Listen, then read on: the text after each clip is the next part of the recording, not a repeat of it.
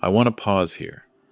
I made the decision to attend my own retirement party that I wasn't supposed to know about. The party where my business partner and my own son planned to announce I was stepping down due to health concerns I didn't have. But I'm getting ahead of myself. My name is Richard Thornton. I'm 65 years old, and until recently, I was the founding partner of Thornton and Associates Architecture, based in Toronto. I built that firm from nothing 43 years ago, working out of a converted garage in Scarborough with nothing but a drafting table and a dream. Over the decades, I designed some of Toronto's most recognized buildings. The firm employed 62 people. It was my legacy, or so I thought. It started 3 months ago on a Tuesday morning in late September. The leaves were just beginning to turn in High Park, and I'd arrived at the office earlier than usual. I liked those quiet morning hours before the phone started ringing, when I could review project proposals with a clear head and a strong cup of coffee. I was supposed to be in Hamilton that morning, meeting with a potential client about a museum renovation, but the client had called the night before to reschedule. I hadn't bothered to tell anyone at the office about the change. Why would I? I was the senior partner. I could come and go as I pleased. When I stepped off the elevator on the 14th floor, I immediately noticed something was off. The reception area was empty, which was unusual for 7:30 in the morning. Our receptionist, Marie, was always at her desk by 7:15, without fail. But her computer was dark, her chair pushed in. I heard voices coming from the main conference room. Low, urgent voices. The door was slightly ajar, and I could see movement inside. I recognized my business partner David's voice immediately. We'd been partners for 28 years. I'd know his voice anywhere, but it was what he was saying that made me stop in my tracks. The paperwork is ready. Dr. Westbrook will sign off on the cognitive assessment next week. We just need Richard to sign these documents before he realizes what's happening. I stood there in the hallway, my briefcase growing heavy in my hand. Cognitive assessment? What on earth was David talking about? Another voice chimed in. Younger, confident. And you're sure the power of attorney is ironclad? I don't want any complications when we start restructuring. My blood ran cold. That was my son, Marcus. My 38-year-old son, who I'd brought into the firm 5 years ago, was sitting in that conference room discussing power of attorney over me, like I was already incompetent. I should have walked in right then, confronted them, demanded an explanation, but something held me back. Maybe it was the shock. Maybe it was the instinct I'd honed over decades of navigating complex business negotiations. Whatever it was, I quietly turned around and left the building. I spent that entire day driving, north past Barrie, into cottage country, just trying to process what I'd heard. My son, my business partner, they were planning something that involved declaring me mentally unfit. By the time I returned home that evening to our house in Forest Hill, I'd made a decision. I wasn't going to confront them. Not yet. I was going to find out exactly what they were planning, and then I was going to stop them. My wife Catherine was in the kitchen when I came in. We'd been married for 41 years. She looked up from the vegetables she was chopping and smiled. How was Hamilton? She asked. Productive, I lied. I couldn't tell her. Not yet. Not until I knew more. That night, after Catherine had gone to bed, I sat in my study and thought about what I'd overheard. Dr. Westbrook. I knew that name. He was a neurologist we'd sent one of our senior designers to last year after a minor stroke. But why would David be talking to him about me? I spent the next 2 weeks acting as if nothing was wrong. I went to the office. I reviewed blueprints. I attended client meetings. But I was watching, listening, paying attention to things I'd never noticed before. I noticed how David would quickly minimize his computer screen when I walked past his office. How Marcus would end phone calls abruptly when I entered a room. How my daughter-in-law, Jennifer, who handled our accounting, had suddenly become very interested in our long-term investment accounts. I noticed that I was being excluded from certain meetings. When I asked about them, David would wave it off. Just administrative stuff, Richard. Nothing that needs your attention. But it wasn't nothing. I knew it wasn't nothing. 3 weeks after I'd overheard that conversation, I made an appointment with my own doctor. Dr. Sarah Chen had been my physician for 15 years. I trusted her. Sarah, I said when I was in her office, I need you to run a complete cognitive assessment on me. Every test you can think of. She looked surprised. Richard, you seem fine to me. Is there something specific you're concerned about? Just run the tests, I said. Please. She did. Over the next week, I underwent every cognitive test imaginable. Memory tests, problem-solving assessments, neurological exams. When the results came back, Dr. Chen called me into her office with a smile. Richard, your cognitive function is completely normal. Actually, it's better than normal for your age. Your memory, reasoning, and processing speed are all in the 95th percentile for your demographic. Whatever you're worried about, it's not dementia or cognitive decline. I felt a wave of relief, followed immediately by anger. If there was nothing wrong with me, then why was David talking about cognitive assessments with Dr. Westbrook? I asked Dr. Chen if she knew Dr. Westbrook. She frowned. I know of him, she said carefully. He's a neurologist. But Richard, if you don't mind me saying, his practice has something of a reputation. He's known for being very willing to provide assessments that favor whoever is paying him. There it was. David wasn't trying to get an objective assessment of my mental health. He was paying for a diagnosis. I thanked Dr. Chen and left her office with a folder full of my test results. Then I drove to my lawyer's office. Not the firm's lawyer. My personal lawyer, a woman named Patricia Morrison, who'd handled my personal affairs for 20 years. Patricia, I said when I was seated across from her, I need you to tell me about power of attorney. Specifically, can someone be forced into giving power of attorney if they're declared mentally incompetent? Patricia leaned back in her chair, her expression serious. Richard, why are you asking me this? I told her everything. The overheard conversation, the excluded meetings, the suspicious behavior from David and Marcus. When I finished, she was quiet for a long moment. Richard, she finally said, if someone can convince a court that you're mentally incompetent, yes, they can be granted power of attorney over you, especially if they're family or business partners. But with your test results from Dr. Chen, that would be very difficult to do. But what if they're paying a doctor to lie about my mental state? That's medical fraud and possibly elder abuse. She pulled out a legal pad. Richard, if what you're telling me is true, we need to be very careful about how we proceed. I want you to start documenting everything. Every conversation, every excluded meeting, every suspicious interaction. Keep a journal. Date and time, everything. And don't let them know that you're aware of what's happening. I left Patricia's office with a plan. I was going to gather evidence, and then I was going to stop them. Over the next month, I became very good at pretending to be oblivious. I installed a small recording device in my briefcase. Nothing fancy, just something I'd bought online. I started bringing my briefcase to meetings, leaving it open on the table or on a chair nearby. I recorded everything. I recorded David on the phone with Dr. Westbrook, discussing the timeline for Richard's decline. I recorded Marcus telling Jennifer that once Dad is out of the picture, we can finally modernize this place.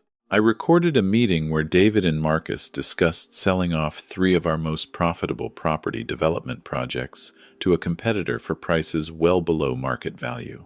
I later learned that David had a silent partnership in that competitor's firm. But the worst came on a Friday afternoon in November. I'd told everyone I was leaving early for a dental appointment. Instead, I parked my car around the corner and returned to the building through the service entrance. I made my way to the conference room, where I knew they were meeting. I stood outside the door, my recording device in my pocket, and listened. The retirement party is set for December 18th, David was saying. We'll announce that Richard is stepping down due to health concerns. Dr. Westbrook will be there to back up the story if anyone asks questions. The press release is already written. What about Catherine? That was Jennifer's voice. My daughter-in-law. Won't she object? Marcus laughed. It was a cold sound that I barely recognized. Mom doesn't know anything about the business. She'll believe what we tell her. And the money? Jennifer again. Once we have power of attorney, we can restructure everything, David said. The buyout will give Richard a generous retirement package, but the real value stays with the firm, which will be ours. I'd heard enough. I left the building before they finished their meeting. I sat in my car in the parking garage for a long time, my hands shaking on the steering wheel. My son, my own son, was planning to steal my company out from under me. And my business partner, a man I'd trusted for nearly 3 decades, was orchestrating the whole thing. That evening, I did something I should have done weeks earlier. I sat Catherine down in our living room and told her everything. I showed her the recordings, the documentation, the test results from Dr. Chen. She was quiet for a long time after I finished. Then she looked at me with tears in her eyes. "Marcus," she whispered. "Our Marcus. How could he do this?" "I don't know," I said honestly. "But I'm not going to let them get away with it." Over the next 3 weeks, Patricia worked with me to build a case. We consulted with a white-collar crime specialist. We reviewed the firm's financial records and found evidence of David's embezzlement going back 5 years. Small amounts at first, then larger. He'd been stealing from the firm, from our clients, and hiding it in the complexity of our accounting systems. Marcus had helped him. My son, who I'd trusted to handle project budgets, had been creating fake expenses and funneling money into accounts controlled by David. Together, they'd stolen nearly $2 million. And Jennifer, sweet Jennifer, who joined our family 8 years ago, had been doctoring the books to hide it all. The retirement party was scheduled for December 18th, a Thursday evening. They'd booked a private room at one of Toronto's most exclusive restaurants. They'd invited clients, employees, industry colleagues. They'd ordered champagne and catering. They'd even commissioned a plaque with my name on it. They'd thought of everything, except for the possibility that I might know what they were planning. On the morning of December 18th, I arrived at the office early. Patricia was with me, along with 2 police officers and a forensic accountant from the fraud division. We walked into the conference room where David, Marcus, and Jennifer were having their final planning meeting before the party. The looks on their faces when they saw me with the police were something I'll never forget. "Richard," David started, standing up. "What's going on?" "Sit down, David," I said calmly. I placed my briefcase on the table and opened it, pulling out a folder thick with documents. "I think we need to have a conversation about fraud, embezzlement, and conspiracy to commit elder abuse." The color drained from Marcus's face. Jennifer grabbed his hand under the table. Over the next hour, we laid it all out. The recordings, the falsified documents, the financial trail showing exactly where the money had gone. Dr. Westbrook's payment records from David. The plans for the forced retirement party. David tried to bluster his way through it at first. But when Patricia played the recording of him discussing Richard's decline with Dr. Westbrook, he fell silent. Marcus tried a different approach. "Dad," he said, and his voice cracked. "Dad, I was just trying to help modernize the firm. You have to understand, we were thinking about the future." "By stealing from me?" I asked. "By planning to have me declared incompetent? By lying to your mother? That's how you were thinking about the future?" He didn't have an answer for that. The police arrested all 3 of them that morning. David was charged with fraud and embezzlement. Marcus and Jennifer were charged as accomplices. Dr. Westbrook was later charged with medical fraud and had his license suspended. The retirement party was canceled, of course. I sent an email to all the invited guests, explaining that there had been a misunderstanding about my retirement plans. I didn't go into details. Not then. But I did call a firm-wide meeting the following Monday. I stood in front of all 62 employees and told them the truth, that their jobs were safe, that the firm would continue, that we would rebuild. Some of them cried. Many of them had worked with me for years, some for decades. They'd been worried about what would happen after I retired. Now they knew that retirement had never been my choice. I also told them that Thornton and Associates would be undergoing some changes. I promoted 3 of our senior architects to partner positions. I brought in new management, and I installed new financial oversight systems to ensure that what David and Marcus had done could never happen again. The criminal cases took months to wind through the courts. David eventually pleaded guilty to fraud and embezzlement. He was sentenced to 6 years in federal prison and ordered to pay restitution of $2.3 million. He declared bankruptcy within a month of sentencing. Marcus and Jennifer's case was more complicated. Marcus pleaded guilty to conspiracy and was sentenced to 3 years in prison. Jennifer, who cooperated with prosecutors, received a suspended sentence and probation. The professional consequences were severe. David lost his architectural license permanently. Marcus's license was suspended for 10 years. Jennifer, who'd been a certified public accountant, lost her CPA license. But the personal consequences were worse. Catherine and I had to grapple with the fact that our son had betrayed us, that he'd been willing to have his own father declared incompetent for money. Catherine wanted to forgive him. She's always had a bigger heart than me. She visited him in prison. She sent him letters. She still believes that somewhere inside him is the boy we raised. I couldn't do it. I tried. For Catherine's sake, I tried. But every time I thought about forgiving Marcus, I remembered that cold laugh in the conference room. Mom doesn't know anything about the business. Some betrayals are too deep to come back from. It's been 8 months now since that December morning. The firm is stable.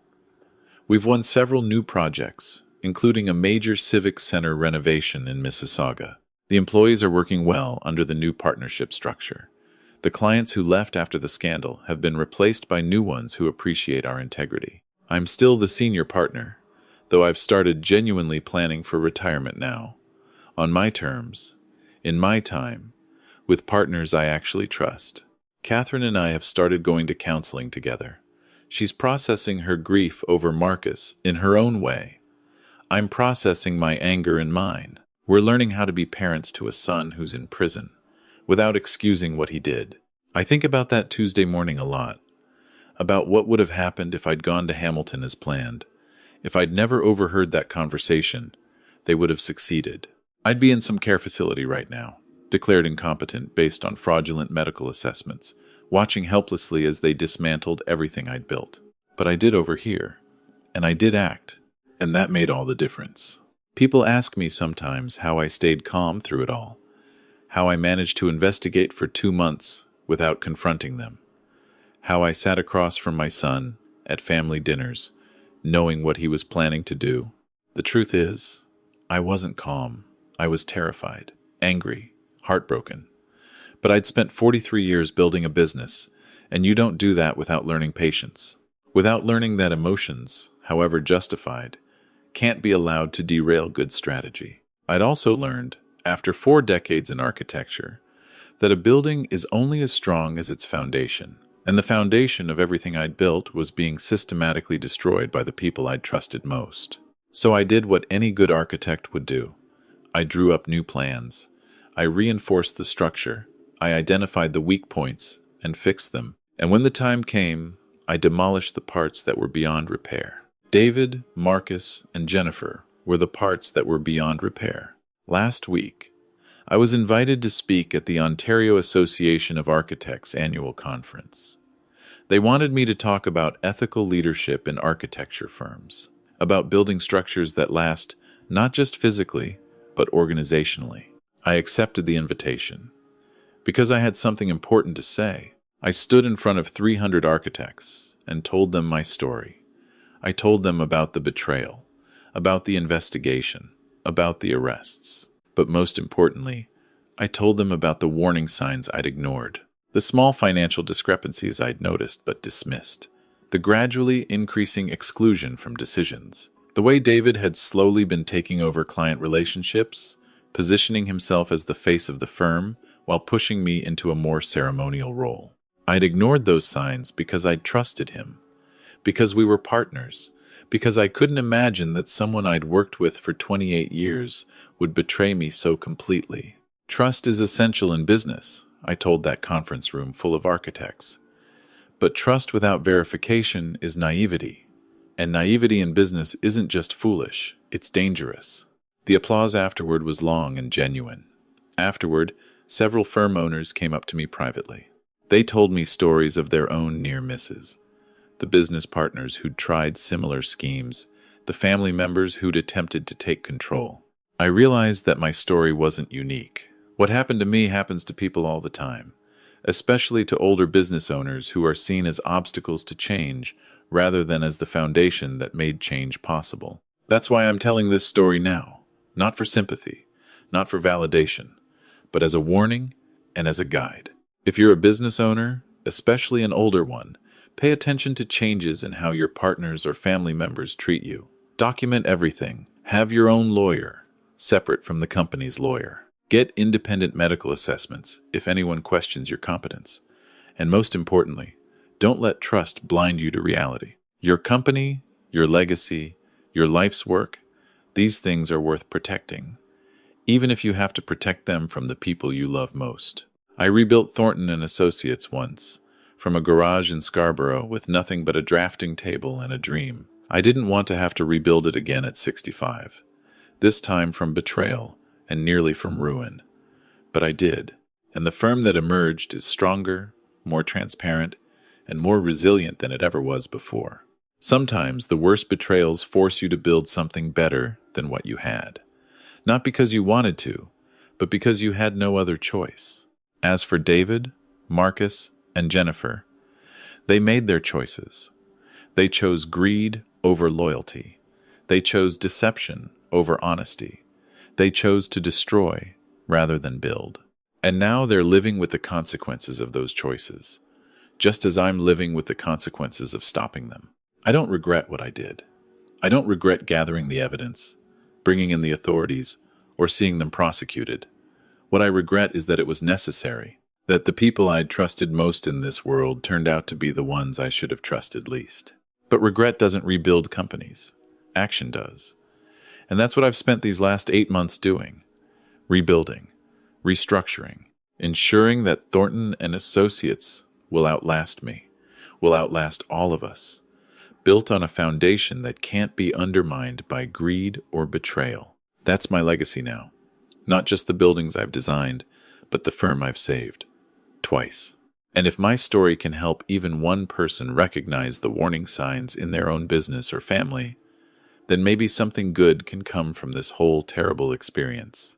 Because in the end, that's what we do as architects. We take empty spaces and fill them with something meaningful. We take broken structures and make them whole. We take betrayal and loss and use them as the foundation for something stronger. That's what I've done. That's what I'll keep doing, for however many years I have left. And when I do finally retire, on my own terms, I'll know that what I'm leaving behind is solid, built to last, built on trust that's been verified, on partnerships that are genuine, on systems that can't be corrupted by one or two people with bad intentions. That's the difference between the firm David and Marcus tried to steal and the firm I've rebuilt. One was built on blind trust. The other is built on earned trust. And earned trust is the only kind worth having.